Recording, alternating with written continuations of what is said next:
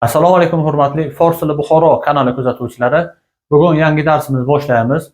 Ushbu darsimizda tartib sonlarini ko'rib o'tamiz. Marhamat, diqqatni ortiga qaratamiz. Fors tilida miqdor sondan tartib son yasash uchun ikkita qo'shimcha mavjud. Bular birinchisi va ikkinchisi o'min bo'lib hisoblanadi. Hozir har birini ko'rib o'tamiz. Asosan qo'shimchasi qo'shiladi. Bunda miqdor sonning o'ziga qo'shimchasi qo'shiladi. Ya'ni yek qo'shilgan yekum, panj qo'shilgan panjum. Ya'ni birinchi, beshinchi bo'ladi. Yoki dah qo'shilgan dahum, o'ninchi. Endi murakkab son, ikki xonali sonni ko'ramiz. 2 xonali, 3 xonali, 4 xonali umuman murakkab sonlarda qo'shilsa ham, o'min qo'shilsa ham qo'shimcha oxirgi so'zga qo'shiladi. Ya'ni 47 bo'lsa, qo'shilganda 47 bo'ladi. Ya'ni 47 bo'ladi. Bu har qanday sonda shunday bo'ladi. Masalan, 100 bo'lsa sadum, 1000 bo'lsa hezorum bo'ladi. Yoki 1845 desak, 1845 bo'ladi. Endi fors tilida unli tovush bilan tugaydigan 3 ta miqdor son mavjud. Bular d, s va si. Bularga va o'min qo'shimchasi qo'shilganda quyidagi holatlar yuz beradi. D ga o'mni qo'shsak, yozilishi shunday bo'ladi-yu, lekin talaffuzda dövm bo'ladi. Döm emas, dövm bo'ladi. Ya'ni dövm ikkinchi. 3 soniga qo'shilganda s ga qo'shilganda sevvim bo'ladi. Yozuvi o'rnida vov keladi va talaffuzda sevvim bo'ladi. Ya'ni 3-chi bo'ladi. Va 3-chi unli bilan tugagan so'zimiz si, ya'ni 30 ga qo'shilganda yozuvda bitta alif orttiriladi, talaffuzda siyum bo'ladi. Demak, takrorlaymiz. Dövvim, sevvim, siyum bo'ladi. Bularni tushundik. Keyingi ikkinchi tur qo'shimchamiz o'min bo'lib hisoblanadi. Bu ko'pincha mumtoz adabiyotda ishlatiladi. Hasht o'minni qo'shsak, hasht o'min bo'ladi. Ya'ni bu ham inchini beradi. Yekka o'min qo'shilsa yek o'min bo'ladi. Murakkab songa qo'shamiz 79, ya'ni 79 qo'shganda 79 o'min bo'ladi. Ya'ni 79-chi bo'ladi. Endi fors tili lug'at boyligida arab tilidan kirgan so'zlar juda ko'p.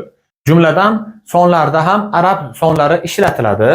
Misolni ko'ramiz. Fors tilidagi yekum o'rnida arab tilidagi avval, fors tilidagi dövm o'rniga arab tilidagi soni va fors tilidagi sevim o'rniga arab tilidagi solis so'zlari ishlatiladi. Ya'ni yekum yoki avval birinchi, dövm yoki soni ikkinchi, sevim yoki solis 3-chi bo'lib hisoblanadi. Mana bu yerda aytgan edik, murakkab so'zlarda yoki o'min qo'shimchasi oxirgi miqdor songa qo'shiladi. Misolini yana takrorlaymiz. Chahor sadu, shastu, panjum. Ya'ni bu yerda 465 bo'ldi. Buning miqdor soni chahor sadu, shastu, panj bo'ladi. O'mni qo'shamiz, chahor sadu, shastu, panjum bo'ladi. Yoki keyingi so'zimiz si sadu, chehlu yek so'ziga o'min qo'shimchasi qo'shilganda si sadu, chehlu yek o'min bo'ldi. Demak, hozir ko'rib o'tganimizdek, fors tilidagi tartib sonlar ikkita qo'shimchalar, ya'ni va o'min bilan yasaladi. Hozir ularning ishlatilishida farq qiladigan joy bor, shuni tushuntiramiz.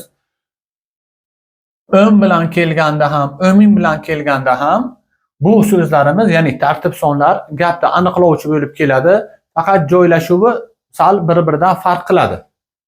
Ya'ni qo'shimchasini olganida avval aniqlanmish keladi, keyin aniqlovchi keladi.